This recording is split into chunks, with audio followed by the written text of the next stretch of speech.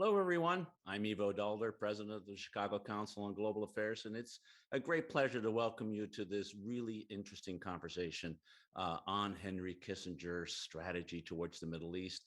And we have probably the master about the master of the game, Martin Indyk, with us. Martin is a good friend. We were colleagues at Brookings and served in different times in government together. And it's wonderful to have Martin with us today here to discuss his new book, Master of the Game. A special thanks to our members for joining us, and also for those of you who are watching us on C-SPAN. Great to have you among our audience today. This program is made possible by the Lester Crown and his family, who are sponsors of the Lester Crown Center. It's a Lester Crown Center on U.S. Foreign Policy Program, and as usual, we are extremely grateful to Lester Crown and his family for their amazing support of the Council. You can participate in this conversation by asking questions through our interactive internet capability. Go to your browser, type in ccga.live, ask a question, follow the prompts, and we'll get to that in a moment. With that said, it's really a pleasure to welcome you to welcome today's guest to the conversation. Martin Indyk is a distinguished fellow at the Council on Foreign Relations. He was twice a former U.S. ambassador to Israel. He was Assistant Secretary of State for Near Eastern Affairs. He was a senior director at the National Security Council, and he was a senior special envoy on the Israeli-Palestinian peace process through two administrations, in the Clinton administration and in the Obama administration.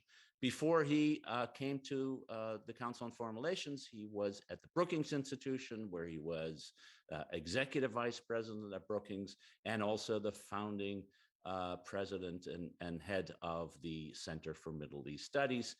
And most importantly, that's why he's here for us today. He is the author of a terrific new book, Master of the Game, Henry Kissinger and the Art of Middle East Diplomacy, that we'll be discussing today. You will find a link to the book where you can purchase it on our website and shortly as well as our chat. Martin, it's wonderful to have you. Congrats on the book. I know a near lifetime work in many ways. It's a terrific read. And wonderful to have you here with us today. Thank you, Ivo. It's great to be with you. I wish it were in person, but hopefully it won't be too long before we can do that. But I'm really honored to be appearing again at the Chicago Council. Well, it's always good to have you back, and we will do it again in person next time. But for now, let's discuss the book. Tell us a little bit about how you, steeped in Middle East diplomacy in so many ways, both from practice and as an advocate and as a scholar, decided that at the end of you're not at the end of your career, at a long time into your career, learning what Kissinger had done, particularly in that 4-year period when he was Secretary of State, was so important, and that you wanted to write about it. Well, there is no shortage of books on Henry Kissinger, including his own books. But there is actually very little written about his efforts to make peace in the Middle East, even though it was the preoccupation of his 4 years as Secretary of State. Most of the things that we know Kissinger for, détente with the Soviet Union, opening to China, Vietnam, Laos, Cambodia, the debacle, the overthrow of Allende, the Bangladesh, Indo-Pakistan War, etc. All of those things essentially took place while he was National Security Advisor in his first 4 years in government. But his last 4 years were almost entirely preoccupied with Middle East peacemaking. Why go back and study that? Well, I basically presided over the end of the American-led peace process as we know it.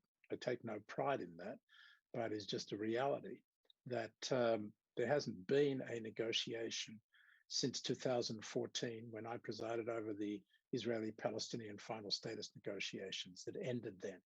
And at that point, I decided that instead of writing another book, like the first one I'd written about why we failed, I'd go back and look at why Kissinger had succeeded.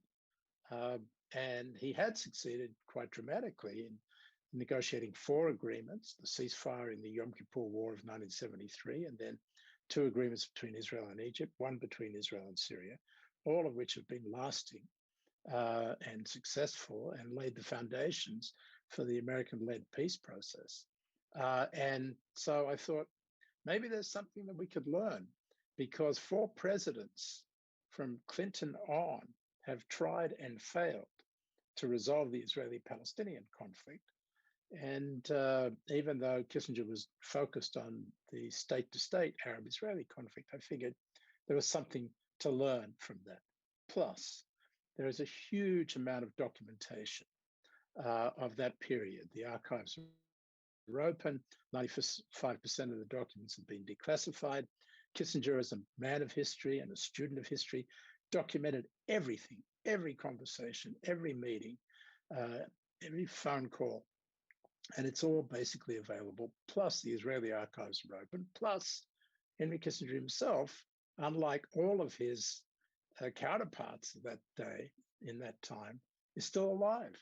And he was willing to be very generous with his time. And I did 12 interviews with him, formal interviews, a lot of other conversations. So that, together with my own experiences, which I could use to illuminate the story, gave me a kind of ability to triangulate what happened then, take the reader into the rooms where it happened, behind those doors, because of the granularity of the documentation, and try to recreate that in a way that would not only bring to life what Middle East diplomacy and Arab-Israeli negotiations are all about, but to draw some lessons for how to and how not to make peace in the Middle East.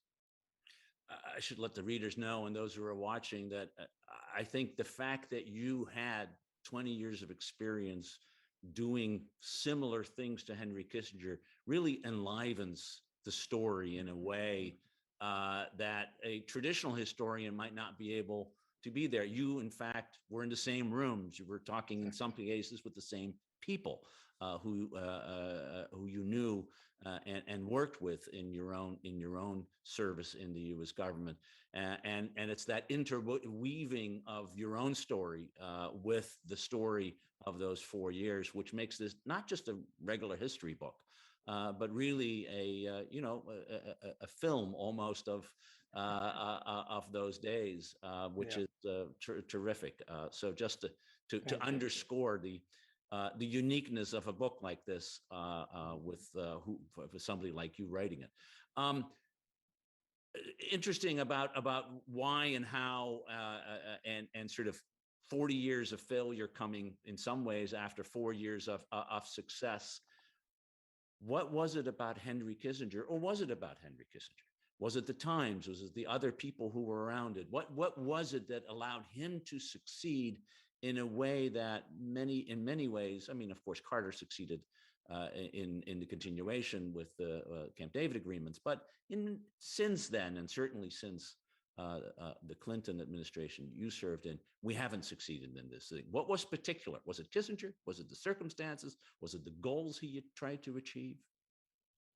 Well, naturally, it was a bit of all of the above, but I think there were some critical factors that I would highlight. Certainly, Kissinger's diplomacy, his skill and guile was part of it, and we can come back to that. But he was dealing with giants, if you compare them with the leaders in the Middle East today. And I don't know whether that's just the perspective of history or whether they really were giants. But Anwar Sadat was a visionary, devoted to peace. Yitzhak Rabin, we're more familiar with. But, Hafez al-Assad, Golda Meir, these were leaders who were capable of making decisions and sticking with them, bringing their people along, not being constrained in the same way as we see today by domestic politics or regional rivalries or those kinds of things. So yes, in part, it was a lot about the individuals that Kissinger was dealing with. And Kissinger would be the first to say that Sadat in particular made him successful. As I show in the book, Sadat was often one step ahead of Kissinger in the whole effort. But the other thing about it that I discovered, and I did not know this when I set out on this journey, was that Kissinger, in fact, wasn't pursuing peace. He was pursuing order. And that makes a hell of a lot of difference in terms of what distinguishes his strategy and diplomacy from everything that followed him, because he was very suspicious of peace. He had studied the effort to establish peace in the wake of the Napoleonic Wars that had wreaked such destruction on Europe at the end of the 18th and beginning of the 19th century. And his model for the Middle East was the Congress of Vienna and the European order that Metternich and Castlereagh had established in the early 19th century. And it seems kind of absurd if you, on the face of it, that he could take a template from 19th century Europe and apply it to the Middle East. But that's exactly what he did. And what he had studied that, this was his PhD, and he published it as his first book. And the title tells it all. It says, it's a world restored, Castlereagh, Metternich, and the problems of peace. So there it is up front. Peace for him was problematic. It wasn't the solution, it was the problem. And he warns on the first page of that book that the pursuit of peace with too much passion and energy could lead to its opposite. In other words, war. And that's why his approach was really designed to try to build a stable order. He did that through, always with Kissinger, his attention to the balance of power and maintaining an equilibrium in the balance of power between those states' powers who would want to maintain the order and those who would seek to disrupt it, the revolutionary states like Napoleon's France. And so his purpose was to ensure a balance of power in favor of the status quo. That would preserve stability. That's what he did before the 1973 Yom Kippur War. It worked for about 3 years, and then it blew up in the war. And from that war, he realized that he needed something in addition to maintaining an equilibrium in the balance of power, which was and remains the legitimizing function of a peace process, because the peace process would give the Arab states a stake in maintaining the order. It would address their territorial grievances, regain some of the territory that Israel had occupied in 1967, and therefore create a mechanism for stabilizing the order. So peace was not an objective, it was a mechanism. The peace process was the means by which he would stabilize and legitimize the order. And that was, for me, a real revelation, because we had kind of come in, I talk about we, during the beginning of the Clinton administration. It looked like everything was lined up for a breakthrough to an Arab-Israeli comprehensive peace. And indeed, I remember telling President Clinton in our first meeting that if he put his mind to it, he could end the Arab-Israeli conflict in his first 4 years. I did not know Kissinger. Kissinger would have said, no, Mr. President, that's too dangerous. We've got to try a gradual process, an incremental process. We should not try to end the conflict, because if you try to do that, you could blow it up. And indeed, that's what we ended up doing. We made progress, Oslo Accords, Israel-Jordan Peace Treaty, but we ended up trying to end the Israeli-Palestinian conflict at Camp David in July of 2000, and we failed. And in that failure led to the Intifada, 5 years of conflict between the Israelis and Palestinians, thousands of people killed on both sides, and the whole edifice of Israeli-Palestinian peace that we had struggled for 8 years to build was destroyed. And since then, it has never been possible to put it back together again, like Humpty Dumpty. And so, that is the heart of Kissingerian diplomacy in the Middle East, that those that came after him, including myself, knew not what he was trying to do. It's interesting and the self-reflection is apt, and it takes courage to do that, but also it takes the reality of what happened. Right. This order versus peace, and peace as a means towards order. Of course, a central tension in international relations theory about stability versus justice. These are the kinds of issues that, and in your first graduate seminar you debate. So let me push you a little bit on this, because clearly what Kissinger was doing, certainly after the Yom Kippur War, was working with states, one of whom occupied territory, and it was willing to give some of that occupied territory away in this peace for territory UN Resolution 242, which was the basis for doing this. The problem was there were Palestinians. And you couldn't negotiate with Palestinians in the same state. How did he deal with the Palestinians? And ultimately, once you had peace with Egypt and once you had peace with Jordan, you had to deal with the Palestinians. You had to find a way to create order, or at least, and how do you do that without actual having peace? How does the Palestinian issue sort of complicate this matter? Well, first, if you'll allow me just to comment on order versus justice. Sure. Even though it's a theoretical thing, I think it's important because it leads into the Palestinian issue.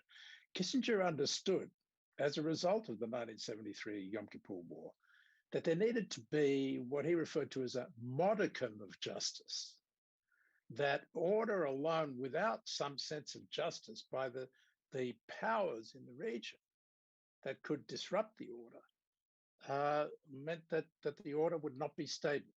So he recognized that there needed to be some sense of justice, some addressing of the grievances, not a total fulfillment of that, because he didn't believe that could be achieved, but at least a process that addressed the grievances. And that was his way that he approached the challenge of justice. Now, the Palestinians had a grievance, of course. But in those days, we're talking now about the 1970s, the PLO was a straight terrorist organization. On his watch, Yasser Arafat had been responsible for the murder of 2 American diplomats in the Sudan, not to speak of the hijackings, and I don't know whether many in your audience will remember that, but the hijackings and the explosion of planes and taking of hostages, that was pioneered by the PLO in those days. Plus, the PLO had also been involved in 1970 in the attempt to overthrow the King of Jordan. And Kissinger had been involved in that crisis to bolster the king against them. And of course, in those days, they were quite dedicated to the proposition that Israel should be destroyed. So it wasn't as if the PLO looked like a prime participant in Kissinger's peace process. Nevertheless, he did reach out to them, and he did establish a channel with them through the CIA. But that was designed basically to keep them sweet, keep them quiet while he went off and did these deals. Kissinger, as I started to say, really didn't know anything about the Middle East. He'd never studied it. Amazingly, he'd never written about the Ottoman Empire, which was quite relevant to the European order that he was writing about at the time. He'd never visited the Arab world. He'd visited Israel 6 times before he went into government, but not once did he visit the Arab world. So he really didn't know much about it. What he discovered early on was that the Egyptians and the Syrians and the Jordanians didn't want to have anything to do with the Palestinians. Barely in those days paid lip service to them. And as a result, he got the message loud and clear that he could go ahead and do these deals without having to worry about the Palestinians. The only one who pushed it was the King of Morocco. And what he wanted was a channel. And Kissinger was happy to oblige with that. So essentially, the Palestinians did not figure in his concept of a new American-led Middle Eastern order. And therefore, when he came to deal with the issue of Jordan and the West Bank, he basically stayed away from it. His focus was on Egypt, because Egypt, you could take Egypt out of the conflict, you essentially end the state-to-state conflict, because Egypt's the militarily most powerful, largest Arab state. No other Arab state could contemplate going to war if he succeeded in flipping Egypt out of the revolutionary column into the status quo column. So that was his focus. You needed Syria to legitimize that process, because Syria was the beating heart of Pan-Arabism. Jordan was a small state. He liked the king, but it had no real weight in the balance of power. And his attitude was that Israel and Jordan should deal with the Palestinian problem between them. It was their problem. Didn't rise to the level of American preoccupation, because they couldn't really disrupt the order, neither the Palestinians nor the Jordanians. And so that's what he kept on telling the Israelis, it's your problem. You need to deal with it. But don't ask me to do it. And as a result of that, he missed the opportunity, which was there in 1974, and I detail it in the book, of actually bringing Jordan back into the West Bank and establishing the construct in which the Palestinian problem could have been solved over time in a Jordanian context. His failure to do that led almost immediately, within a few months, to the Arab states deciding that it was the PLO that was the sole legitimate representative of the Palestinians. That happened at the end of 1974, and the King of Jordan has basically been out of it since then. So that's essentially what he did with the Palestinians, which wasn't much at all. Today, he is a supporter of the two-state solution, because he's a Westphalian man. He believes in states in the international system, and he accepts that the Palestinians should have a state. He liked the Oslo process, interestingly, because the Oslo process was Kissingerian in its design. Yitzhak Rabin introduced Kissinger's notions of a step-by-step incremental process. Oslo had 3 phases of Israeli withdrawal with no end game, no sacred timetables, no reference to a Palestinian state, Jerusalem, refugees. So that was exactly what Kissinger had in mind as a peace process. You just did steps of territorial withdrawal, build confidence, exhaust the powers, until eventually Palestinians would accept Israel, and then Israel could talk about giving up most of the 67 territory it occupied in 67. That was Oslo, and that was Kissinger. And he said to me he was very, very pleased that Rabin had adopted that approach. So that was his basic idea. He supported that very strongly. When Rabin was assassinated, as I said, we went to Camp David. We kind of abandoned Oslo, and as a consequence, we blew up the process. Now he says, Kissinger says, Palestinians should have attributes of sovereignty, should be a state in the making, with its institutions being built, and it regaining control over territory and attributes of sovereignty on the way to eventual statehood. So he's a two-state man, and he says, just to make the final point here, Kissinger's process always involved Israel giving up territory. That was what lubricated the peace process, and therefore that should apply in the Palestinian case as well, as was the case in Oslo with this 3 phases. And so I think that his view is that, and he says this in a book that he wrote about world order, that Israel cannot base its existence on the naked use of force alone. For if it does so, meaning occupying the West Bank forever, if it does so, he said, it will consume its moral substance. And that's a profound kind of statement about the future of Israel if it doesn't find a way to achieve a two-state solution. I want to get back to that future in a minute, but I wonder how, now that you sort of understand the Kissingerian process in a way that you may not have in your last installment in government, how would you have done what you did in 13 and 14, and presumably if Obama and Kerry had also understood the Kissingerian, how would that have changed things?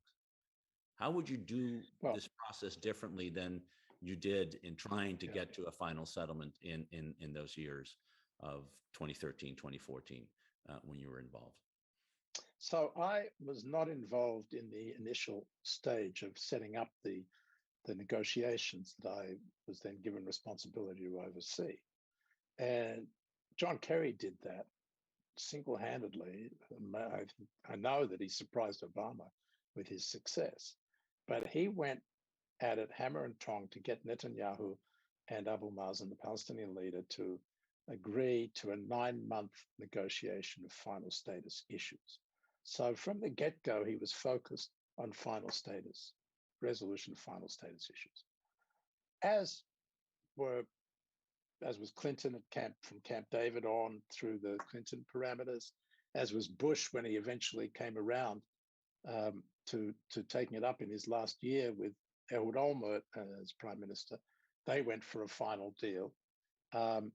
And so it was natural that Obama tried it in his first 4 years with Mitchell as the envoy, and then Kerry got that final status negotiation going. So at no point from Camp David on did anybody in the American policy community suggest that there was an alternative way to go. Actually, that's not clear, not true. Elliot Abrams did. He was a sole voice in the wilderness, and nobody listened to him. But essentially, it was always focused on trying to end the process. So I came into that, and I have to say that the negotiations were a waste of time, and the parties themselves ended up further apart at the end on these final status issues at the end of the negotiation than they were at the beginning, and that told me a lot about the way in which we were going about it. Then Donald Trump comes along, and Jared Kushner says he's going to do it his way and it's going to be different. And what does he do? Comes up with a plan for a final status agreement.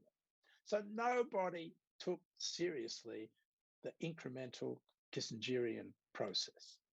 Today is the ideal time, not just because of the 4 decades of failure, well, not 3 decades of failure, but also because you have an Israeli government that's a left-right coalition. They can't agree on what the final status should be.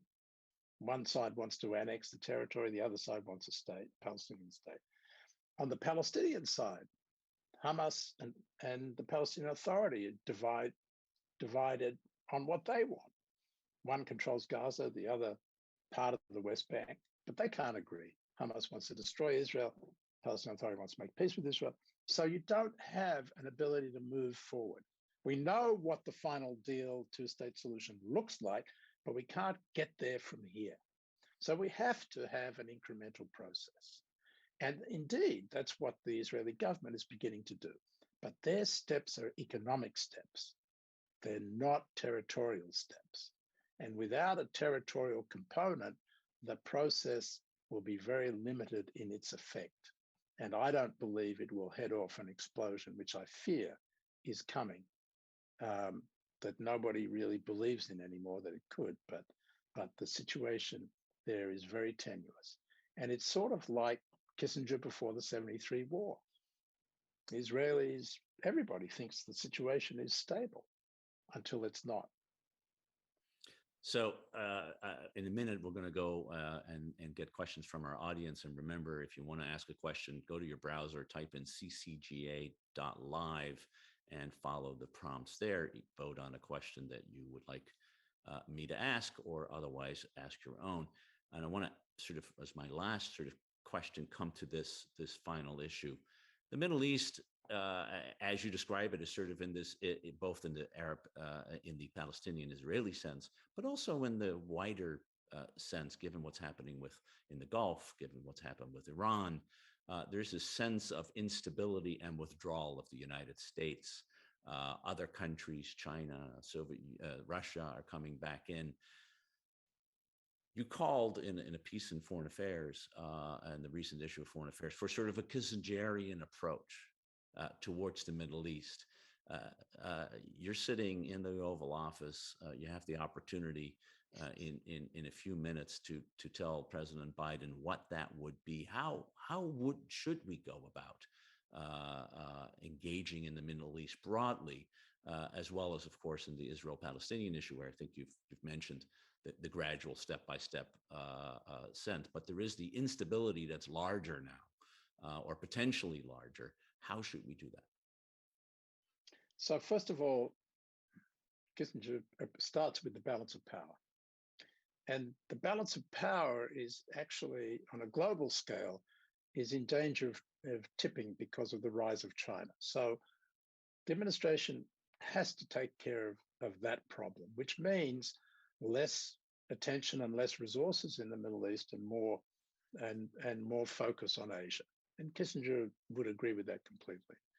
But you can't just turn your back on the Middle East, because we know what happens then.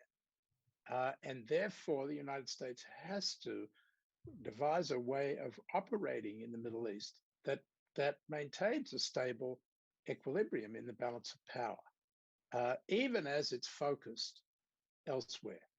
And that means that we have to look to our partners and allies in the region to step up as we step back. And I think that is a message that they've already received, even without it being articulated very clearly by the Biden administration. Egypt, for the first time, is engaging with Israel in Gaza in a way that's designed to calm things down in Gaza. Jordan and Israel working together with the Palestinian Authority to try to calm things down in the West Bank. The Biden administration and Saudi Arabia are working to try to calm things down in Yemen. And you can see all around this, there's an attempt to just stabilize the situation. Amazingly, the Middle East is not in the headlines. I don't know whether you've noticed that, but it's not. I've noticed it because it'd be easier to sell books if it were, but it's not. And that's because I think that as the United States focuses elsewhere, our partners in the region recognize that if they want to keep us in support of them, they need to step up and act responsibly. Iran, of course, is the big exception here. Iran is the revolutionary power, and Iran has to be contained and deterred. But it has to be done by developing a balance that's maintained by Israel and the Sunni Arab states, all of whom have an interest in the status quo, all of whom feel threatened by Iran. And of course, the United States has to play an active role in that, because there's more than just the Middle East order at stake. There's non-proliferation. There's a potential for a nuclear arms race in the Middle East, which would seriously disrupt the effort to achieve a stable order. So that's why I think it's important that Iran becomes a kind of exception where the United States has to take the lead. But some options will involve the local players more. You see Israel acting to contain Iran in Syria or subvert Iran's nuclear program, and the United States is simply supporting that. So I think that is the overall approach.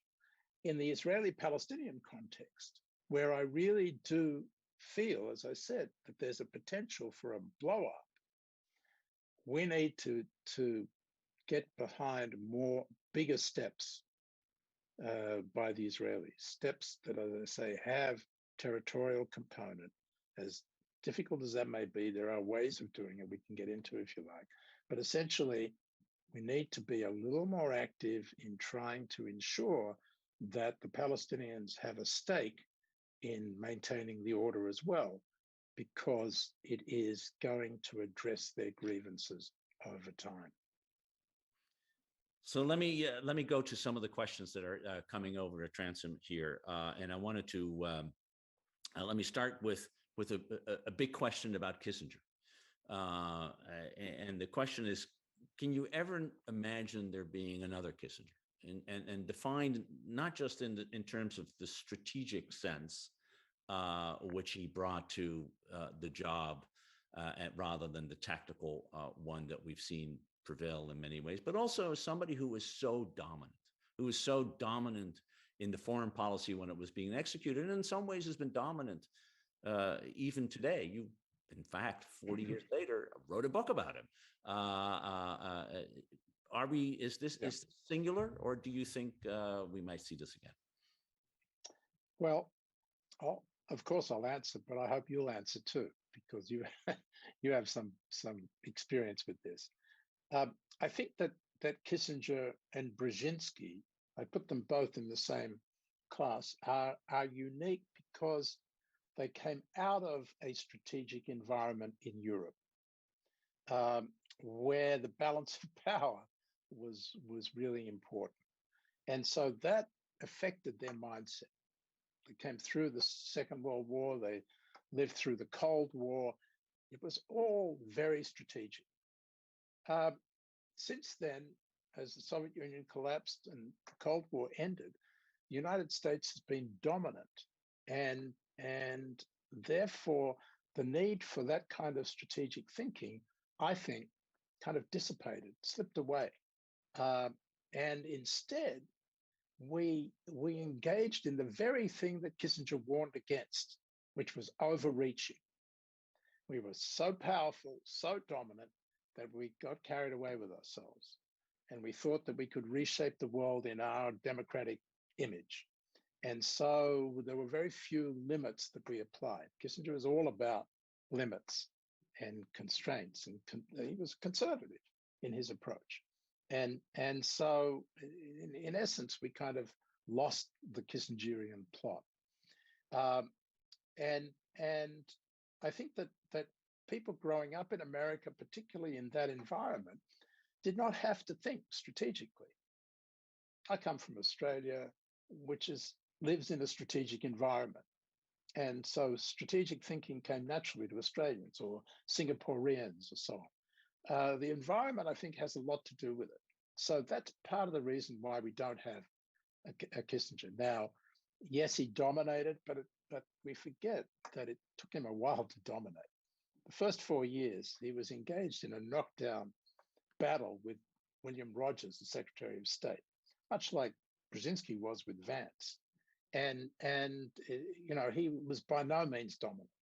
He was very effective in operating in an basically hostile White House, anti-Semitic president, pro-Arab State Department when he was basically pursuing a pro-Israel policy. So he had to maneuver. It was a lot of maneuvering. He was very successful at it. It was only when he became Secretary of State that he became dominant. And part of the reason for that dominance, of course, was that Nixon was preoccupied with Watergate, in the end had to resign. And during that period, and certainly once Ford became president, he was the president for foreign policy. Kissinger was. Ford didn't have any experience, and Kissinger became dominated because of those particular dominant because of those particular circumstances, I think. So none of those things really apply today. And part of the reason for writing the book, although it's focused on the Middle East, was because I wanted to resurrect the Kissingerian approach, because I think there's a lot that we can learn from it in an era when geopolitics is returning and competition between superpowers is dominating the international system again. No, I think you succeed in doing that. The the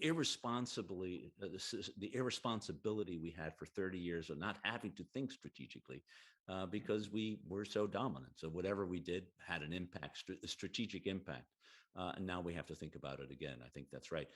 Figuring out how to manage the White House, the State Department nexus, which of course Kissinger was pretty unique on.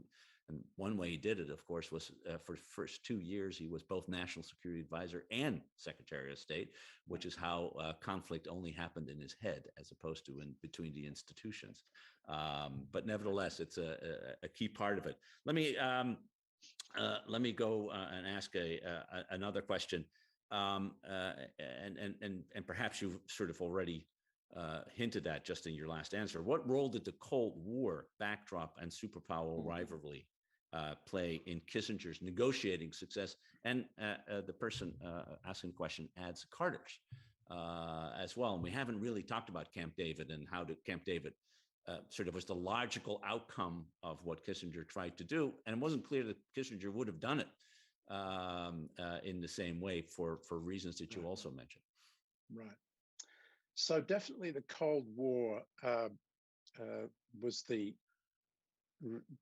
critical context in which Kissinger was operating, as we already discussed. But it concentrated his mind in the following way. The United States and the Soviet Union were competing, much like the United States and China are competing today.